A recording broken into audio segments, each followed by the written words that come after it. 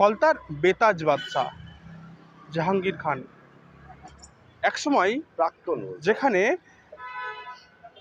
বিরোধী শূন্য ফলতায় প্রতিদ্বন্দ্বিতা করতে পারেননি কোনো বিরোধী দল, একমাত্র তৃণমূল ছিল সেই এলাকার শাসক এবং বর্তমানে সেই শাসক এবং শোষককে সরিয়ে বিজেপির উত্থান হতে চলেছে এই ফলতায় পুনর্নির্বাচন এবং সেই পুনর্নির্বাচনের ঠিক 48 ঘন্টার আগেই তৃণমূলের প্রার্থী হিসাবে থাকা জাহাঙ্গীর খান সরে দাঁড়ালেন সরাসরি নির্বাচন থেকে। তারপরেই তাকে সাসপেন্ড করার তড়িঘড়ি প্রক্রিয়া শুরু করলো তৃণমূল। কেন সরে দাঁড়ালেন এই ফলতার প্রাক্তন বেতাজ বাদশাহ জাহাঙ্গীর খান, জেনে নেব। আমার সঙ্গে রয়েছেন হাইকোর্টের আইনজীবী শ্রমিক বাগচি। শ্রমিক দা, ঠিক কী কারণে তাহলে বেতাজ বাদশাহ সরে দাঁড়ালেন ফলতার শাসনভার থেকে? আসলে ব্যাপারটা হচ্ছে যে মাথার ওপরে ছাদ যখন ভেঙে পড়ে তখন আর মাথা সুরক্ষিত থাকে না। বেতাজ বাদশাহ না চিটিংবাজ, তার মাথাটাই আজকে ফুটো হয়ে গেছে। শান্তিনিকেতন বিল্ডিংয়ে পোস্টার পড়েছে, ইললিগাল হলে ভেঙে দেওয়া হবে কলকাতা পৌরসভার। তার বাবার বিল্ডিং ওটা ছিল, ধান্দাবাজ অভিষেকের।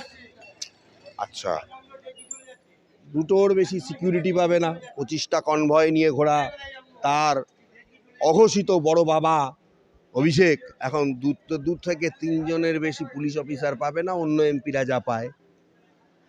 প্রচার করতে চেয়ে যেতে পারল না, দুঃখজনক ব্যাপার। জনগণ জেগে উঠেছে, সারা রাজ্যে তৃণমূল মুখ থুবড়ে পড়েছে, ভোটের রেজাল্ট বেরিয়ে গেছে।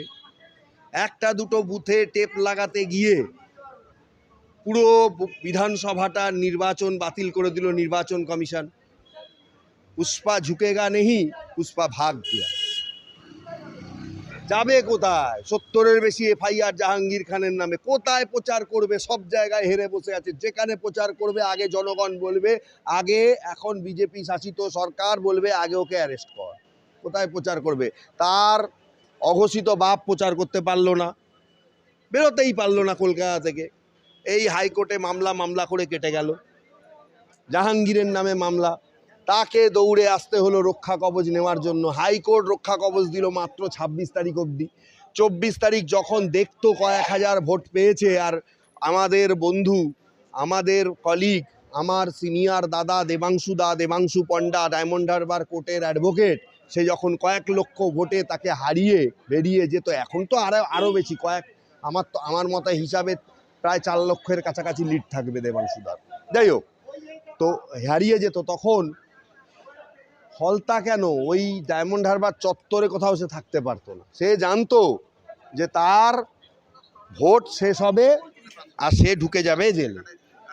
নিজের জেল যাত্রাটা এখনো তার নিশ্চিত নয়। 26 তারিখের পরও তার জেল যাত্রা হতে পারে, তার বাপের জেল যাত্রা হয়ে যাবে, তো সে তো হরিদাস পাল, সে তো কিছুই না। সুতরাং এতদিন তুই যা চিডিংবাজি, ধাপ্পাবাজি, রাহাজানি, চোর যা যা করেছে, এখন তার আস্তে আস্তে আস্তে আস্তে মনে পড়তে শুরু করলো। সে আর তৃণমূল নেতৃত্বের ওপর ভরসা দেখাতে পারলো না। এটা যদি ভোট হতো আগে, এই ভোট যদি তৃণমূল জিতত, আজকে তার রোয়াব দেখা যেত। সে দেখে নিল তৃণমূলের কোনো শীর্ষ নেতৃত্ব তার হয়ে প্রচার করতে পারলো না। সেখানে গিয়ে রাজ্যের মুখ্যমন্ত্রী বলল, কোথায় কোথায় সেই ডাকাতটা, কোথায় কোথায় সেই চোরটা, কোথায়? এমনকি শ্রমিকদা, যেখানে কিনা তৃণমূল সুপ্রিমো তথা প্রাক্তন মুখ্যমন্ত্রী মমতা বন্দ্যোপাধ্যায় দেখা গেল না ফলতায় জাহাঙ্গীর খানের হয়ে প্রচার করতে। কুণাল ঘোষ ছাড়া কেউ একজনও মুখ খুলেছে? কুণাল ঘোষ ছাড়া তাও কি ব্যঙ্গাত্মক মুখ খোলা, পুষ্পা ঝুঁকেগা নেই। আরে পুষ্পা তো ভাগ গেয়া। পুষ্পা না, আমি আর মিডিয়ার সামনে বললাম না। যাই হোক, একটা খুনি, একটা ধাপ্পাবাজ, একটা চোর, একটা চিটিংবাজ। স্বামী মারা গেছে, তার বউকে গিয়ে তুই বলছিস তোর দামে জমি বেচতে হবে, তোর বাপের জমি।